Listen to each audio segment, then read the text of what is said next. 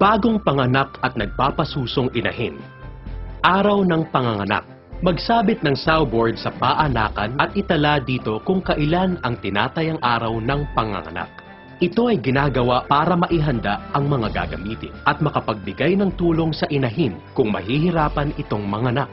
Ang panganganak ay karaniwang tumatagal ng 2 hanggang 6 na oras.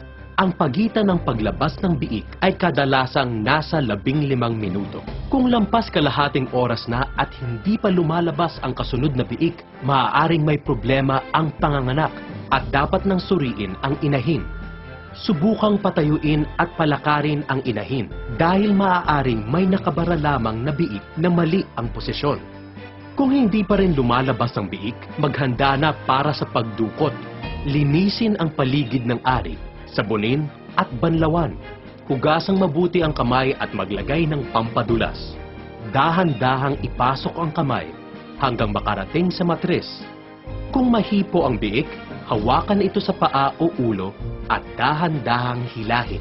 Kung wala pa ring madukot, turukan na ang inahin ng 20 units ng oxytocin.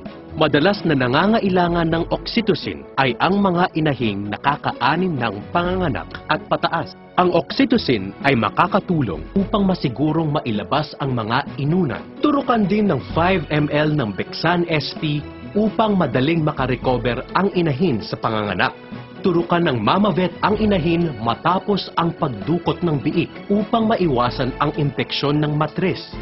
Huwag paliguan ang inahin sa loob ng 1 linggo matapos manganak. Kung mainit ang panahon, basain lang ang batok ng inahin upang maiwasan na mabasa ang mga sumususong biik.